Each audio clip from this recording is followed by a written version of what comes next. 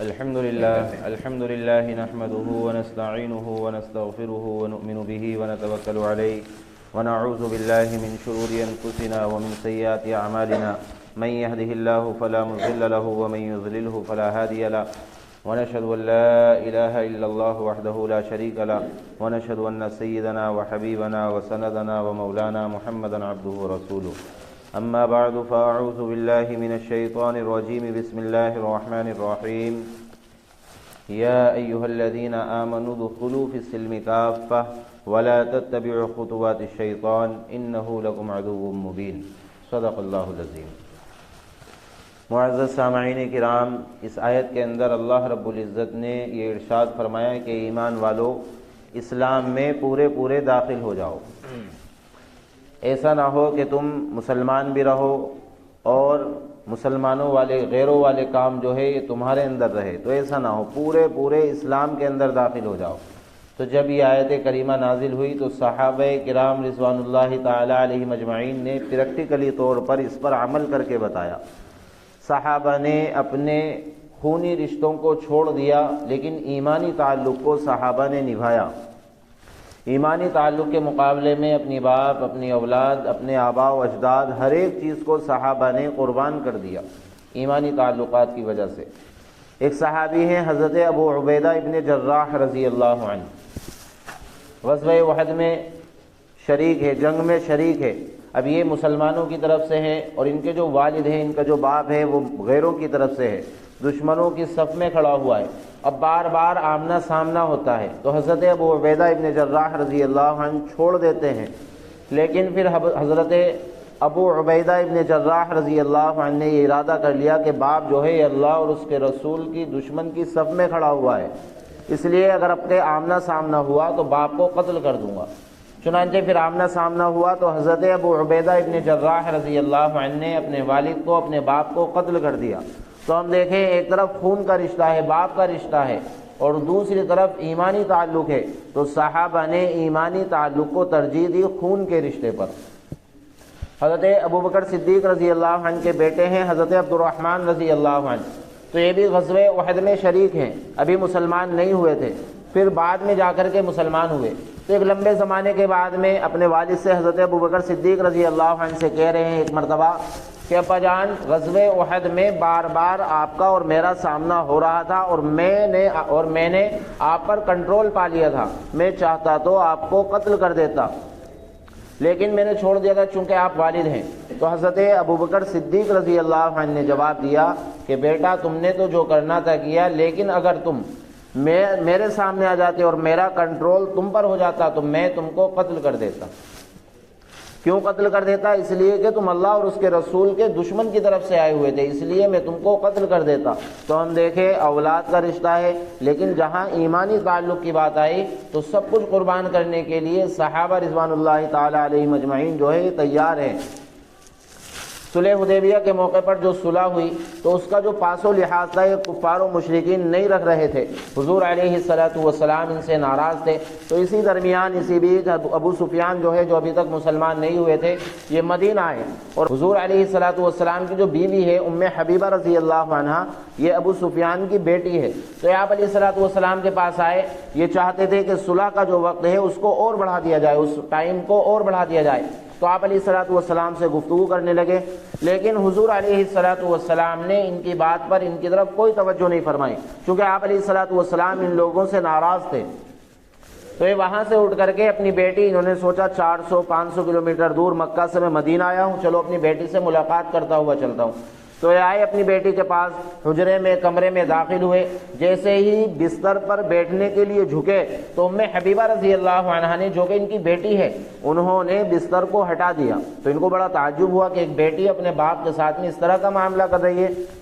تو بہت تعجب ہوا۔ انہوں نے اپنی بیٹی سے معلوم کیا کہ تم نے اس طرح سے کیوں کیا، کیا یہ بستر میرے لائق نہیں ہے یا میں بستر کے لائق نہیں ہوں؟ تو ام حبیبہ رضی اللہ عنہ نے کہا کہ تم ناپاک ہو، اللہ اور اس کے رسول کے دشمن ہو، اس لیے تم جو ہو وہ اس بستر کے لائق نہیں ہو۔ تو 400-500 کلومیٹر دور سے باپ سفر کر کے آ رہا ہے، بیٹی کے گھر پہنچتا ہے، تو بیٹی نے اس بات کو بھی گوارا نہیں کیا کہ وہ اللہ اور اس کے رسول کا جو دشمن ہے وہ اس بستر پر بیٹھے آپ علیہ الصلوۃ والسلام کے۔ تو یہ ہے ایمانی تعلق، یہ ہے حضور علیہ الصلوۃ والسلام سے محبت۔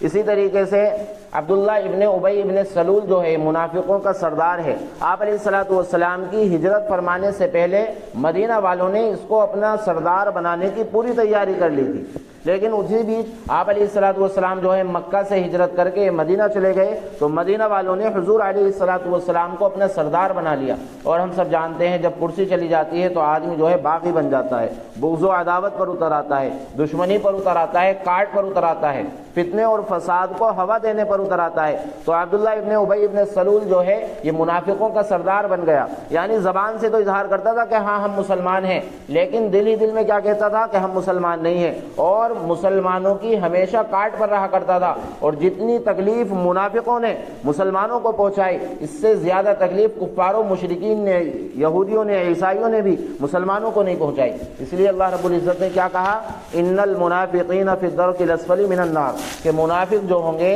یہ جہنم کے سب سے نچلے درجے میں ہوں گے۔ تو اب کرسی چلی گئی، اس کا بہت غم تھا، منافقوں کا سردار بن گیا۔ تو اس کا بیٹے ہیں حضرت عبداللہ رضی اللہ عنہ، یہ پکے سچے صحابی ہیں، پکے سچے مسلمان ہیں۔ تو ایک مرتبہ عبداللہ ابن ابی ابن سلول نے حضور علیہ الصلوۃ والسلام کی شان میں گستاخانہ الفاظ کہے، حضور علیہ الصلوۃ والسلام کو معلوم ہوا تو آپ کو بڑی تکلیف ہوئی۔ تو یہ جو ہے ان کے بیٹے حضرت عبداللہ رضی اللہ عنہ یہ حضور علیہ الصلوۃ والسلام کی خدمت میں حاضر ہوئے اور کہا کہ یا رسول اللہ، میں جانتا ہوں آپ کو بہت زیادہ تکلیف ہوئی ہے، میرے باپ نے آپ کی شان میں گستاخانہ الفاظ کہے ہیں، اس لیے آپ جو ہیں کسی اور کو قتل کرنے کا حکم نہ دے بلکہ مجھے ہی قتل کرنے کا حکم دے، کیونکہ پورے مدینہ والے جانتے ہیں کہ حضرت عبداللہ کو یعنی مجھے اپنے باپ سے کتنی محبت ہے، میں ان کی کتنی تعظیم کرتا ہوں، کتنی عزت کرتا ہوں، میں ان کے لیے سب کچھ قربان کرنے کے لیے تیار ہو جاتا ہوں، لیکن انہوں نے آپ کی شان میں گستاخی کی ہے، تو اگر آپ کسی اور کو قتل کرنے کو کہو گے اور وہ قتل کر دے گا تو جیسے ہی میری اس پر نظر پڑے گی، کہیں ایسا نہ ہو کہ باپ کی محبت جو ہے وہ میرے اندر جوش مار جائے اور میں اپنے باپ کے قاتل کو قتل کر دوں، اس لیے آپ کسی اور کو قتل کرنے کے لیے نہ کہیں بلکہ مجھے ہی آپ حکم دیں، میں اپنے باپ کو قتل کر دوں گا۔ نبی کریم علیہ الصلوۃ والسلام نے فرمایا کہ نہیں، ہمیں ان کے ساتھ میں اچھا سلوک کرنا ہے۔ تو دیکھیں ایک طرف باپ ہے، کتنی تعظیم اپنی باپ کی کیا کرتے تھے، کتنی عزت کیا کرتے تھے اور کتنی محبت اپنے باپ سے ہے، لیکن دوسری طرف جو ہے وہ ایمانی تعلق ہے، ایمانی رشتہ ہے۔ تو یہ جو 4-5 واقعات سنائے ہیں، ان کے سنانے کا مقصد یہ ہے کہ ہمارے اندر بھی سب سے پہلے جو ہے ایمانی تعلق ہونا چاہیے، ہمارے مفادات جو ہیں اور ہماری ضرورتیں جو ہیں یہ سب دوسرے نمبر پر ہو، سب سے پہلا جو ہمارا سب سے ایک دوسرے سے رشتہ جڑا ہوا ہے، سب سے مضبوط جو رشتہ ہے، قومی، برادری، یہ سب بات کی باتیں ہیں، سب سے مضبوط جو رشتہ ہے وہ ایمان کا رشتہ ہے۔ اس لیے حضور علیہ الصلوۃ والسلام نے کیا فرمایا، کجسد الواحد، کہ میری پوری امت جو ہے وہ ایک جسم کی طرح ہے۔